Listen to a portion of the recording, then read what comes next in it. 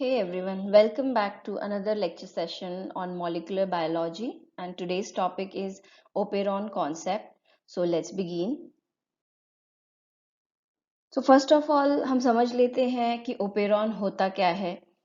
Basically अभी तक हमने ट्रांसक्रिप्शन का पूरा प्रोसेस देखा है। ओके, ओपेरॉन कॉन्सेप्ट जो है वो हम टोटली प्रोकैरियोट्स या फिर बैक्टीरिया में बातें करने वाले हैं। बैक्टीरिया के बारे में है या प्रोकैरियोट्स हम कह सकते हैं, लोअर ग्रुप्स ऑफ ऑर्गेनिजम्स के बारे में है।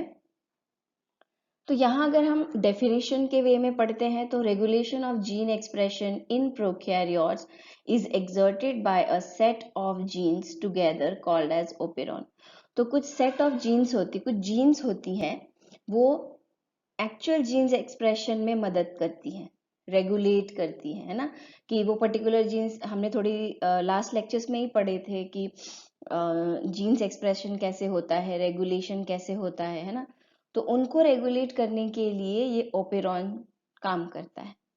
Okay, so this concept was given by a French microbiologist François Jacob and Monod. Okay, and they worked on bacterial genes of E. coli. So E. coli is a bacteria, उस पे उन्होंने काम किया था। इसके कंपोनेंट्स देख लेते हैं। ओपेरॉन क्या क्या क्या कंपोनेंट्स हैं ओपेरॉन के, किससे बना हुआ होता है ना, एक्चुअली है क्या। तो ओपेरॉन के पास भी एक ऑपरेटर, पहले एक ऑपरेटर जीन होगा, फिर एक प्रोमोटर जीन होगा, देन स्ट्रक्चरल जीन होगा। ठीक है, प्रोमोटर, ऑपरेटर, स्ट्रक्चरल, इस तरह के डिफरेंट जीन्स होंगे। देन रेगुलेटर जीन भी हम देखते हैं ओपेरॉन में। तो रेगुलेटर जीन दो टाइप के होते हैं, रिप्रेसर एंड इंड्यूसर। तो नाम से ही आपको समझ में आना चाहिए, रिप्रेसर यानी कि कुछ चीज को रोकता है, इंड्यूसर है यानी कि उस चीज को आगे बढ़ाने में या स्टार्ट होने में मदद करेगा, है ना। To induce means to start something. Okay, तो अब हम one by one structural gene देखते हैं। The actual mRNA producing genes, it codes for proteins, polypeptides, enzyme and synthesized on ribosomes. ठीक है, तो जीन का जो एक्चुअल सीक्वेंस होता है जिससे प्रोटीन से mRNA बनने वाला है, वो स्ट्रक्चरल जीन है। ऑपरेटर जीन्स में it controls the functioning of structural gene present between promoter and structural gene. ठीक है, तो प्रोमोटर ऑपरेटर जीन क्या होता है, it controls the functioning of structural gene which is present between promoter and structural gene. तो अगर ऐसा एक स्ट्रक्चर होगा, यहाँ प्रोमोटर है और यहाँ पे स्ट्रक्चरल जीन्स यहाँ से शुरू होती हैं, तो इस पोजीशन पे यहाँ रहेगा ऑपरेटर ओ। ठीक है, प्रोमोटर जीन यानी कि mRNA पॉलीमरेज इज बाइंडिंग है ये। Okay, binding during transcription and it marks the recognition centre. तो इस पोजीशन पे, प्रोमोटर के पोजीशन पे RNA पॉलीमरेज जो है वो बाइंड होगा, एंजाइम जो है RNA पॉलीमरेज वो बाइंड होगा।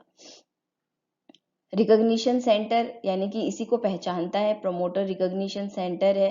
RNA पॉलीमरेज कहाँ बाइंड करेगा, ये उसे कैसे पता चलेगा, इन रिकॉग्निशन सेंटर और initiation point, point where the transcription starts. Okay, चलिए नेक्स्ट देखते हैं। अब रेगुलेटर जीन है, तो मैंने आपको कहा कि रिप्रेसर एंड इंड्यूसर है।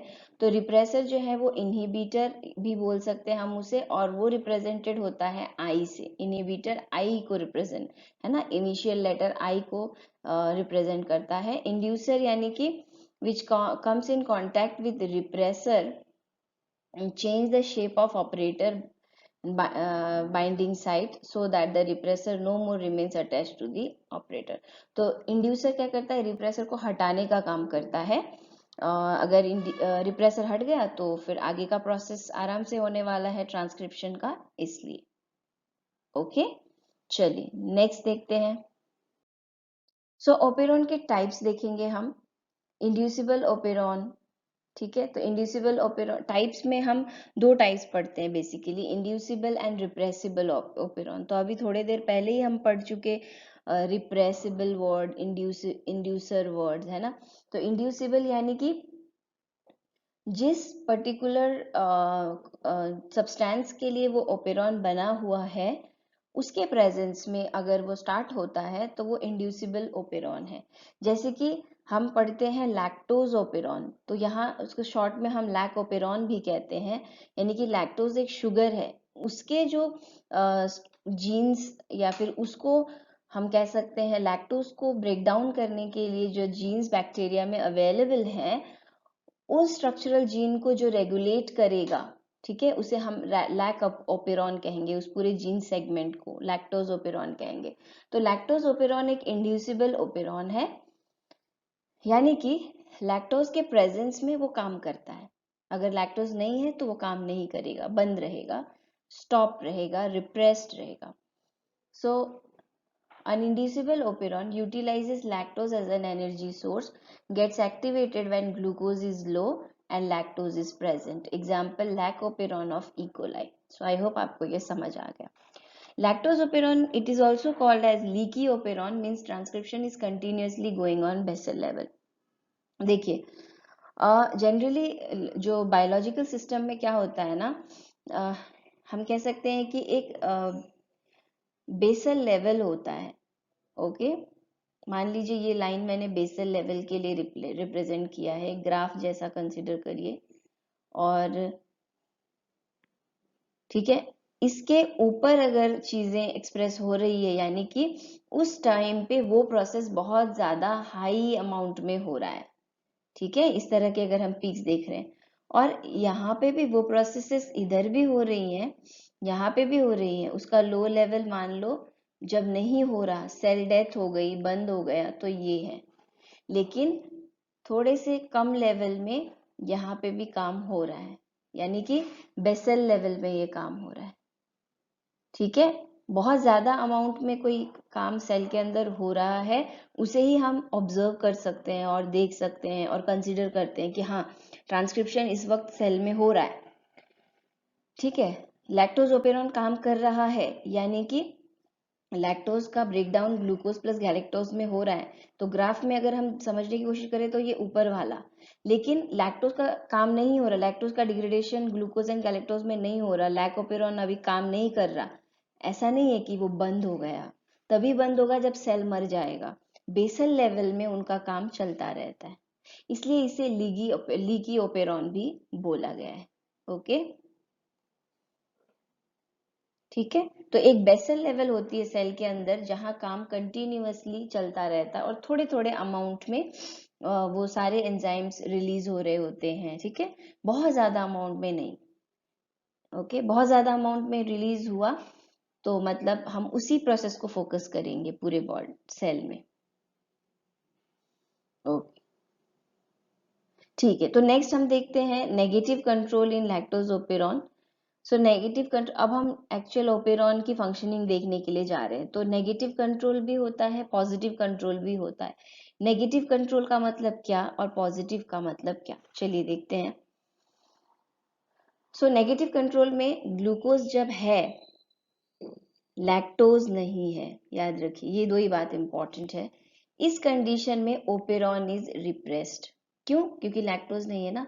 हमने स्टार्टिंग में क्या कहा था कि लैक्टोज ओपेरॉन, सॉरी, हमने यहाँ पे क्या कहा था कि lac operon is an inducible operon and lactose is energy source.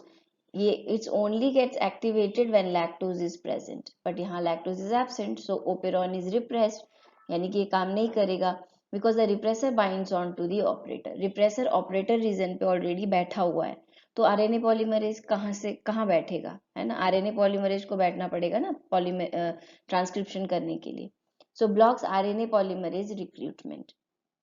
In presence of glucose CAP proteins होती हैं, ठीक है, साइक्लिक एएमपी प्रोटीन और सीआरपी प्रोटीन्स भी हम उनको कहते हैं। कंसेंट्रेशन इज लो, यानी कि कैप और सीआरपी प्रोटीन की कंसेंट्रेशन लो होती है जब ग्लूकोज सेल में होता है ज्यादा, because of which cyclic AMP concentration is also low. तो कैप प्रोटीन जो है साइक्लिक एएमपी प्रोड्यूसिंग प्रोटीन्स है, यानी कि एडिनलेट साइक्लेज जिसे हम कैसे कहते हैं उसे एक्टिवेट करेगा, तो साइक्लिक एएमपी का कंसेंट्रेशन बहुत ज्यादा बनेगा सेल में। But in case of glucose, when the glucose is present, this is also low. So everything is low. You can see cap, CRP protein and cyclic AMP concentration is low. CCRP and cap is inactive. and absence of lactose leads to active lac-I. Lac-I means repressor which activates repressor. अभी देखो यहाँ पे cap और सीसीआरपी inactive है ना, तो lactose के absence में क्या होगा, ये लैक-आई एक्टिवेट हो जाएगा, यानी कि लैक-आई एक रिप्रेसर है, तो वो विच एक्टिवेट्स द रिप्रेसर, ठीक है, तो रिप्रेसर एक्टिवेट हो जाएगा और यहाँ पे नेगेटिव कंट्रोल ऑफ लैक्टोजोपेरॉन हो रहा है, यानी कि ट्रांसक्रिप्शन प्रोसेस नहीं हो रहा, जो स्ट्रक्चरल जीन का एक्सप्रेशन होना चाहिए ट्रांसक्रिप्शन होकर वो नहीं हो रहा है, ठीक है। चलिए आगे देखते हैं, पॉजिटिव कंट्रोल देखते हैं। चलिए ये देखने के बाद क्या पता आपको कंप्लीट समझ आ जाए। पॉजिटिव कंट्रोल इन लैक्टोजोपेरॉन मतलब होता है here now the lactose is present, इसलिए पॉजिटिव कंट्रोल है, glucose is absent, just opposite है। अगर आप ध्यान से 2 बार देखेंगे तो आप समझ जाएंगे पिछले नेगेटिव कंट्रोल को और पॉजिटिव कंट्रोल को। So in presence of lactose lac I है, ये lac I is a repressor, so lac I cannot bind to operator. Lac I का मतलब लैक्टोज आई, यानी कि दैट्स एन इनहिबिटर, हमने रेगुलेटरी जीन्स में पढ़े थे, that can not bind to operator. अब क्या होगा, लैक्टोज प्रेजेंस है तो प्रेजेंट है तो lac I can not bind to the operator region and recruitment of RNA polymerase, यानी कि अब ऑपरेटर रीजन खाली है, ऑपरेटर रीजन में कोई इनहिबिटर बाइंड नहीं है, so lac polymer sorry RNA polymerase जो है वो लैक्टोज के ऑपरेटर रीजन पे बाइंड कर लेगा और ट्रांसक्रिप्शन प्रोसेस शुरू हो सकता है, ठीक है। और लैक्टोज जो अवेलेबल है वो उसको भी ग्लूकोज एंड गैलेक्टोज में कन्वर्ट किया जाएगा। व्हेन ग्लूकोज इज प्रेजेंट, देखिए अब यहाँ पे पिछले वाले में क्या हुआ था, ग्लूकोज प्रेजेंट था, लैक्टोज एब्सेंट था, तो यहाँ पे कह रहे हैं कि यहाँ पे ग्लूकोज जब प्रेजेंट है तो ग्लूकोज भी प्रेजेंट है पर लैक्टोज भी प्रेजेंट है। लास्ट वाले केस में लैक्टोज नहीं था, बस ग्लूकोज था। तो हमने देखा था एएमपी कंसेंट्रेशन, ये सारे प्रोटीन्स के कंसेंट्रेशन लो होते हैं, है ना, and it leads to formation of allolactose, it expresses the repressor producing lac-I। अब ये क्या करेंगे, ये रिप्रेस कर देंगे लैक-आई को, लैक-आई जो रिप्रेसर है उसी को रिप्रेस कर देंगे, यानी कि एलोलैक्टोज जो है वो जाके बाइंड हो जाएगा लैक-आई के ऊपर और लैक-आई कुछ नहीं कर पाएगा, रिप्रेस नहीं कर पाएगा। सो लैक्टोज कम्स फ्रॉम परमिएज, हाँ ये हम देखेंगे। सो लैक-आई कुछ नहीं कर पाएगा, इसलिए आरएनए पॉलीमरेज का रिक्रूटमेंट हो जाता है, ठीक है। तो बेसिकली जो लैक्टोज ओपेरॉन है उसमें 3 स्ट्रक्चरल जीन जो है वो काम करते हैं, हम आने वाले स्लाइड्स में देखने वाले हैं। तो उसमें जो एक्सप्रेशन एक होता है, पहला वो है बीटा गैलेक्टोसाइडेज, सेकेंड है परमिएज, थर्ड है थायोगैलेक्टोसाइड ट्रांसएसिटाइलेज। तो जो बीटा गैलेक्टोसाइडेज है वो लैक्टोज को ग्लूकोज प्लस गैलेक्टोज में कन्वर्ट करता है, ओके। तो मान लीजिए ये लैक्टोज है, ग्लूकोज प्लस गैलेक्टोज में कन्वर्ट करता है कौन, बीटा गैलेक्टोसाइडेज, ओके। परमीज जो है वो लैक्टोज को बैक्टीरियल मेम्ब्रेन के अंदर लेकर आता है, कौन, परमीज, ओके।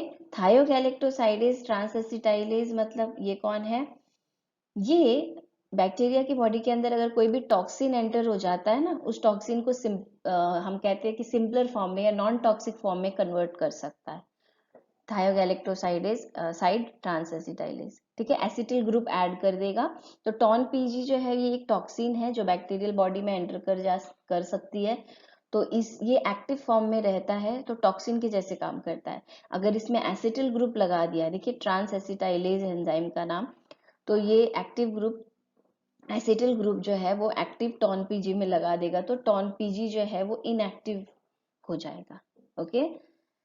सो टॉन पीजी एक्स गैल सिमिलर एज लैक्टोज, तो लैक्टोज के एनालॉग बोल सकते हैं हम। अब आप सोचोगे कि ये टॉक्सिन बैक्टीरियल बॉडी के अंदर आता कैसे है, तो परमिएज से ही आ जाता है। परमिएज जो है वो एक चैनल है बैक्टीरिया के बॉडी के बाहर जितने भी सब्सटेंसेस या केमिकल्स हैं उसको अंदर लाने के लिए।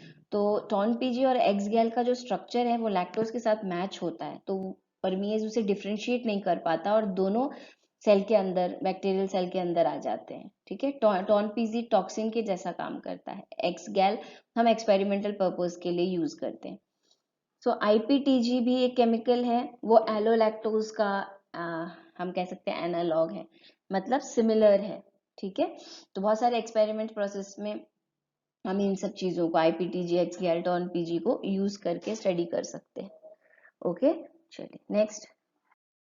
ओके, तो अब तक हमने जो भी पढ़ा है इस डायग्राम से आपको क्लियर हो जाएगा। तो यहाँ रेगुलेटरी जीन है, यानी कि लैक आई रिप्रेसर जीन है, या फिर हम उसे कह सकते हैं, एक्चुअली हम लैक आई को स्मॉल आई लिखते हैं। ओके, तो यहाँ आप देखिए लैक आई इस तरह से, ये हम इसे इनहिबिटर कहते हैं या रिप्रेसर जीन कहते हैं। तो यहाँ पे आई से रिप्रेजेंट किया गया है रेगुलेटरी जीन, रिप्रेसर और inducible.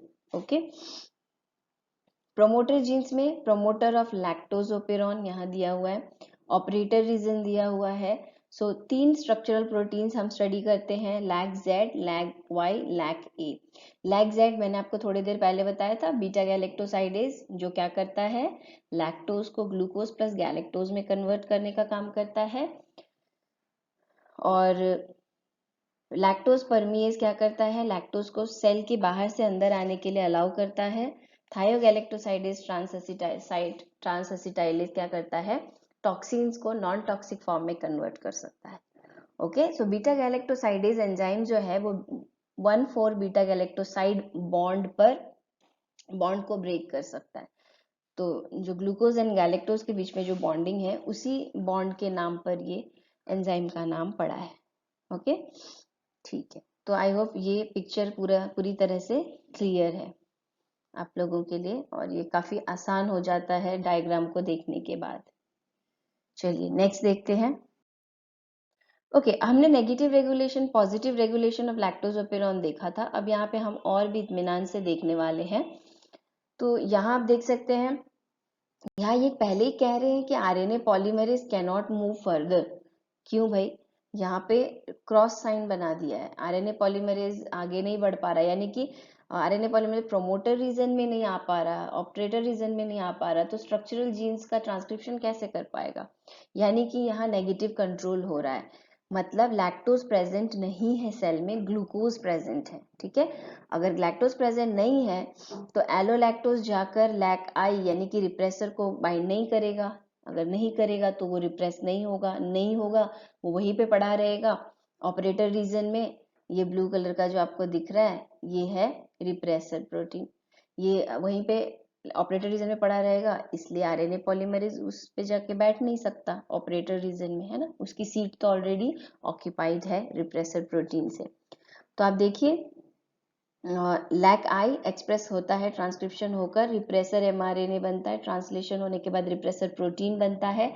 In absence of inducer, यानी कि lactose is inducer, in absence of lactose repressor binds to the operator, तो बाइंड हो गया। अब RNA polymerase cannot move further, cannot sit on operator region, transcription and translation does not take place, यानी कि this is a completely negative control। ठीक है, अगर lactose नहीं रहा तो क्या होगा, ये कंडीशन होगा। नेक्स्ट देखते हैं। देखिए, अब यहाँ पे दोनों दिखाया है, नेगेटिव पॉजिटिव कंट्रोल। अब आपको पूरी तरह से समझ आ जाएगा।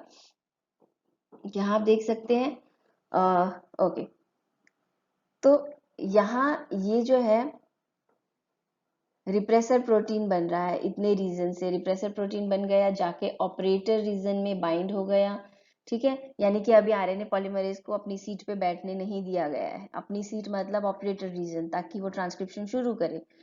और ठीक है, जब लैक्टोज प्रेजेंट है मीडियम में यानी कि सेल के बॉडी में, तो देखिए किस तरह से लैक्टोज आके यहाँ बाइंड करेगा। लैक्टोज बाइंड करते ही ये प्रोटीन निकल गया यहाँ से, RNA पॉलीमरेज बैठ गया और इसने mRNA सिंथेसाइज कर दिया, mRNA से प्रोटीन सिंथेसाइज हो गया। कौन से प्रोटीन बने, बीटा गैलेक्टोसाइडेज, परमिएज एंड ट्रांसएसिटाइलेज, यानी कि थायोगैलेक्टोसाइडेज ट्रांस एसिटाइलेज एंजाइम बन गए। ये तीनों के तीनों एंजाइम बन गए, रेडी है।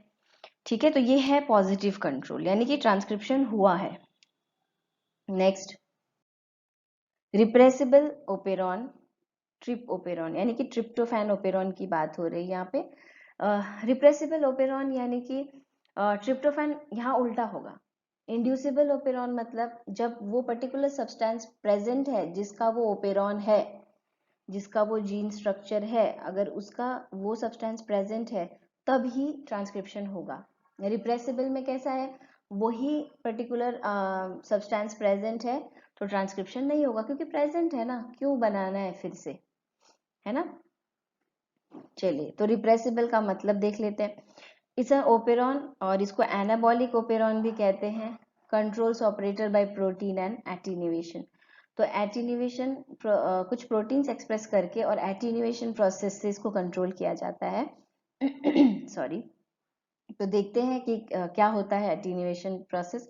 तो यहाँ पे भी सबसे पहले हम नेगेटिव कंट्रोल देखेंगे, negative regulation. So tryptophan present acts as an aporepressor. ठीक है, तो ये खुद ट्रिप्टोफैन ना खुद रिप्रेसर के जैसा काम कर सकता है कि मैं प्रेजेंट हूँ तो मेरी सिंथेसिस करने की कोई ज़रूरत नहीं है, ऐसा। एंड वो कौन काम करते हैं, खुद को रिप्रेस करने का काम वो करते हैं उनके ही amino acids. Tryptophan amino acids present होंगे। ट्रिप्टोफैन एक अमीनो एसिड है, तो पहले लैक्टोज की बात कर रहे थे, वहाँ शुगर था। ठीक है, यहाँ हम अमीनो एसिड्स की बात कर रहे हैं ट्रिप्टोफैन में, और ये भी बैक्टीरियल जीन्स की ही बात हो रही है। So aporepressor and corepressor combines to form a active repressor complex. तो वहाँ पे को रिप्रेसर का भी जीन है, एपोरिप्रेसर तो खुद ट्रिप्टोफैन है। ठीक है, और इस तरह से ये बाइंड हो जाएंगे और एक रिप्रेसर कॉम्प्लेक्स बनाएंगे और ऑपरेटर सीक्वेंस में जाके बाइंड हो जाएंगे, और वो आरएनए पॉलीमरेज को फिर से अपनी जगह पे बैठने नहीं देंगे, ट्रांसक्रिप्शन नहीं होगा। अब देखते हैं एटीन्यूएशन क्या होता है। एटीन्यूएशन मतलब ट्रिप्टोफैन के जीन का जो स्ट्रैंड है ना, वहाँ एक लीडर सीक्वेंस होता है। ठीक है, छोटा सा एक फ्रैगमेंट होता है जिसे हम लीडर सीक्वेंस कहते हैं। वो लीडर सीक्वेंस आपस में लूप बना सकता है। अब आपको अच्छी तरह से पता है कि हेयर पिन लूप या लूप का मतलब क्या होता है ना। तो कोई कहीं पे भी अगर बॉन्डिंग हो जाती है इस तरह से, तो ऐसे लूप का फॉर्मेशन होता है। तो ये लूप फॉर्मेशन हो जाएगा एटीन्यूएशन में। हम देखते हैं कैसे हो जाएगा। तो पोजीशन दिए हुए हैं, ठीक है, 1 से लेकर 4 तक रीजन दिए हुए हैं लीडर सीक्वेंस में। तो अगर 1 और 2 की पेयरिंग होती है, ठीक है, स्टार्टिंग में ही पहले और दूसरे की पेयरिंग हो जाती है, लूपिंग हो जाती है, तो वहाँ वो कॉज करता है एंटी टर्मिनेशन, यानी कि ट्रांसक्रिप्शन बंद नहीं होगा। एंटी टर्मिनेशन, टर्मिनेशन यानी कि stoppage, stop. So anti means no stop. Okay, so 1 और 2 की पेयरिंग हुई तो स्टॉप नहीं होगा। ओके, 3 और 4 and 2 and 3, 2 and 3 and 3 and 4 region का अगर पेयरिंग हो जाता है तो वहाँ 2 एंड 3 रीजन का अगर पेयरिंग हो जाता है तो टर्मिनेशन लूप बनता है। 1 एंड 2, 3 एंड 4 का होता है तो एंटी टर्मिनेशन बनता है। ठीक है, अभी आगे देखेंगे डायग्राम में तो आपको अच्छे से समझ में आ जाएगा। सिंपल, टर्मिनेशन मतलब क्या, स्टॉप हो जाता है। एंटी टर्मिनेशन मतलब क्या, स्टॉप नहीं होता, ट्रांसक्रिप्शन आगे बढ़ता है। ठीक है, टर्मिनेशन में ट्रांसक्रिप्शन नहीं बढ़ता आगे, रुक जाता है किसी भी तरीके से। In negative regulation 3-4 pairing takes place which forms termination loop. तो यहाँ पे आप देख सकते हैं 3-4 pairing takes place negative regulation में 3-4 का पेयरिंग होता है, because at 10th and 11th position tryptophan amino acids are available, so the addition of amino acids takes place up to some point. तो 3 and 4 में क्या होता है कि टर्मिनेशन लूप बन जाता है। ओके, सो 3 and 4 में टर्मिनेशन लूप बन जाता है। और क्यों बन जाता है, क्योंकि ऑलरेडी सेल में ट्रिप्टोफैन अमीनो एसिड्स जो है वो अवेलेबल हैं, तो वो जब भी ज़रूरत पड़ती है प्रोटीन सिंथेसिस में तो ट्रिप्टोफैन जुड़ जाते हैं, है ना। तो बंद कर दिया जाता है कि सेल में ट्रिप्टोफैन अवेलेबल है, मत बनाओ। तो 3 and 4 का पेयरिंग हो जाता है, इससे आरएनए जो पॉलीमरेज है वो डिटैच हो जाता है प्रोटीन जीन से, डीएनए से। Okay, RNA polymerase dissociates because 3 and 4 pairing loop formation. ठीक है, 3 and 4 पेयरिंग लूप होने से टर्मिनेशन रिप्रेजेंट होता है 3 and 4 से, उसके वजह से स्टॉप कर दिया जाता है। टर्मिनेशन मतलब stop. Okay, next positive regulation में देख लेते हैं, जस्ट उल्टा होने वाला है। अब ये ट्रांसक्रिप्शन को ब्लॉक कर देगा, यानी कि एंटी टर्मिनेशन लूप फॉर्मेशन होगा। तो किसका पेयरिंग होना चाहिए, 2 and 3 का, है ना। तो 10th and 11th amino acid join होते होते ribosome stalls at the region 2-3 pair which forms anti termination loop and further transcription of genes takes place and tryptophan biosynthesis takes place.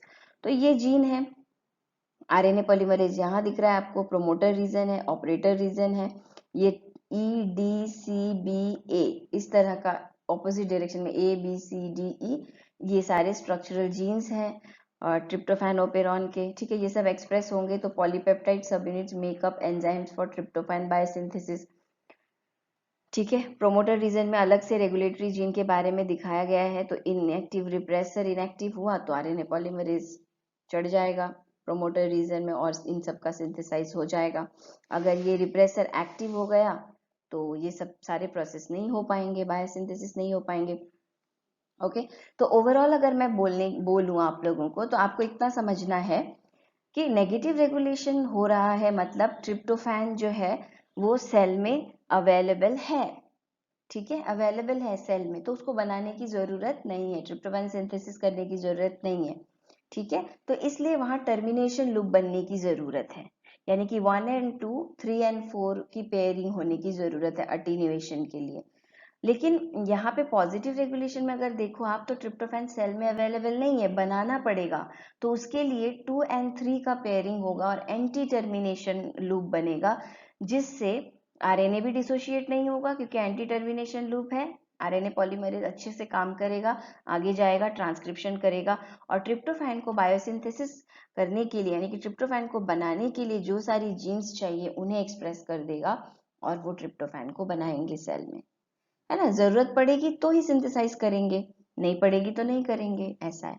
और lactose के case में जब हमने देखा था, तो लैक्टोज बन नहीं रहा है, लैक्टोज बाहर से आ रहा है, बस लैक्टोज में से लैक्टोज को तोड़कर ग्लूकोज एंड गैलेक्टोज में कन्वर्ट करने की जरूरत पड़ती है, एलोलैक्टोज में कन्वर्ट करने की जरूरत पड़ती है, ठीक है। इसलिए तो ये थोड़े अलग है, एक शुगर की बात कर रहा है, यानी कि कार्बोहाइड्रेट की बात कर रहा है, और दूसरा प्रोटीन की बात कर रहा है।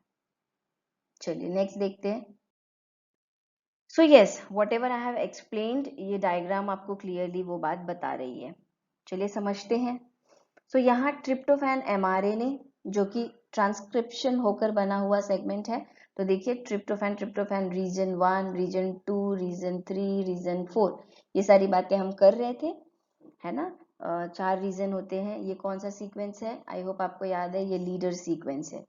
कंडीशंस क्या है, अगर कम ट्रिप्टोफैन रहा तो क्या होगा, ज्यादा ट्रिप्टोफैन रहा तो क्या होगा। यहाँ देखिए राइबोसोम आ गया, यानी कि ट्रांसलेशन प्रोसेस हो रहा है। मैंने आपको पहले ही बोला है कि बैक्टीरियाज में ट्रांसक्रिप्शन एंड ट्रांसलेशन साइमल्टेनियसली होता है, यानी कि एक साथ, ठीक है। ये स्ट्रैंड बन के निकल गया, ट्रांसक्रिप्शन होकर उसका फटाफट राइबोसोम एंटर कर जाएगा और उसका ट्रांसलेशन भी करके प्रोटीन बना देगा, ठीक है। तो यहाँ कंफ्यूज नहीं होना है कि राइबोसोम कहाँ से आ गया, राइबोसोम ट्रांसलेशन करवाने के लिए आया है, यानी कि प्रोटीन सिंथेसाइज करवाने के लिए आया है। तो यहाँ राइबोसोम बाइंड हो गए। अब देखिए, आप देख के बताइए कलर कोडिंग से कि कौन से पेयर्स मतलब लूप बना है, किस किस रीजन ने पेयरिंग की है।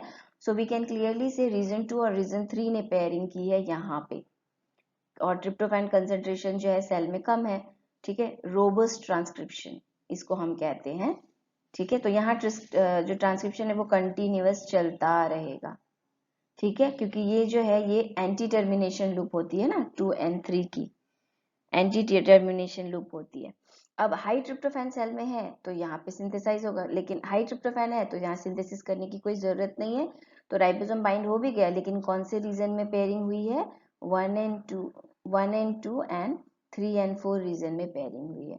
तो यहाँ टर्मिनेशन लूप बनना चाहिए, टर्मिनेशन हेयर पिन बोला गया, और यहाँ एटीन्यूएटेड ट्रांसक्रिप्शन, यानी कि ट्रांसक्रिप्शन बंद हो जाएगा, नहीं होगा ट्रांसक्रिप्शन, क्योंकि सेल में ऑलरेडी हाई ट्रिप्टोफैन कंडीशन है। क्यों बनाए हम, ट्रिप्टोफैन सिंथेसिस करने वाले जीन्स को एक्सप्रेस ही क्यों करें, क्योंकि ऑलरेडी सेल में तो प्रेजेंट है, ठीक है।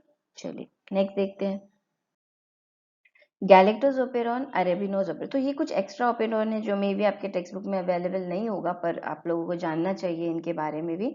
सो गैलेक्टोज ओपेरॉन होता है, एक अरेबिनोज ओपेरॉन है।